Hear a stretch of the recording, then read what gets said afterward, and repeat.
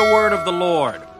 Thus says the Lord, tomorrow about this time, a seah of fine flour shall be sold for a shekel, and 2 seahs of barley for a shekel at the gate of Samaria. So an officer, on whose hand the king leaned, answered the man of God, Look, if the Lord would make windows in heaven, could this thing be? In fact, you shall see it with your eyes, but you shall not eat of it. Now there were 4 leprous men at the entrance of the gate. And they said to one another, Why are we sitting here until we die? If we say we will enter the city, the famine is in the city, and we shall die there. And if we sit here, we die also. Now therefore, come, let us surrender to the army of the Syrians.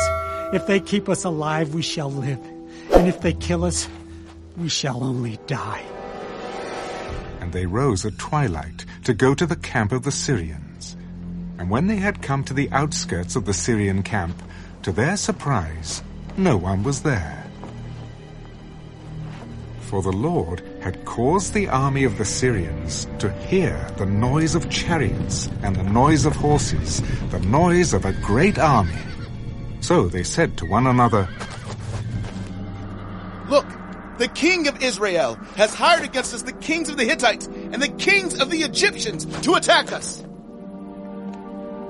Therefore they arose and fled at twilight and left the camp intact, their tents, their horses, and their donkeys, and they fled for their lives. And when these lepers came to the outskirts of the camp, they went into one tent and ate and drank, and carried from it silver and gold and clothing, and went and hid them.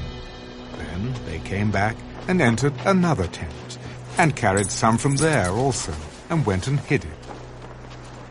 Then they said to one another, We are not doing right. This day is a day of good news, and we remain silent.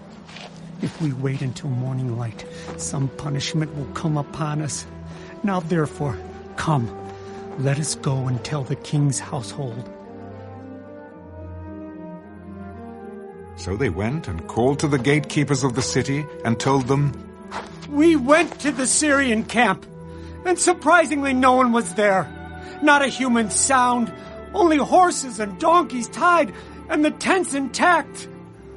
And the gatekeepers called out, and they told it to the king's household inside. So the king arose in the night and said to his servants, Let me now tell you what the Syrians have done to us. They know that we are hungry. Therefore they have gone out of the camp to hide themselves in the field, saying, When they come out of the city, we shall catch them alive and get into the city. And one of his servants answered, Please let several men take 5 of the remaining horses which are left in the city. Look, they may either become like all the multitude of Israel that are left in it, or indeed, I say they may become like all the multitude of Israel left from those who are consumed. So let us send them and see. Therefore they took 2 chariots with horses, and the king sent them in the direction of the Syrian army. Go and see. And they went after them to the Jordan. And indeed all the road was full of garments and weapons, which the Syrians had thrown away in their haste. So the messengers returned and told the king. Then the people went out and plundered the tents of the Syrians. So a seah of fine flour was sold for a shekel, and 2 seahs of barley for a shekel, according to the word of the Lord.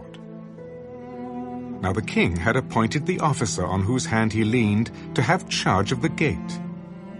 But the people trampled him in the gate, and he died, just as the man of God had said, who spoke when the king came down to him. So it happened, just as the man of God had spoken to the king. 2 seahs of barley for a shekel, and a seah of fine flour for a shekel, shall be sold tomorrow about this time in the gate of Samaria.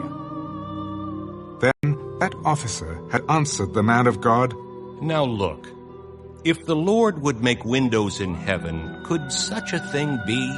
And he had said, In fact, you shall see it with your eyes, but you shall not eat of it.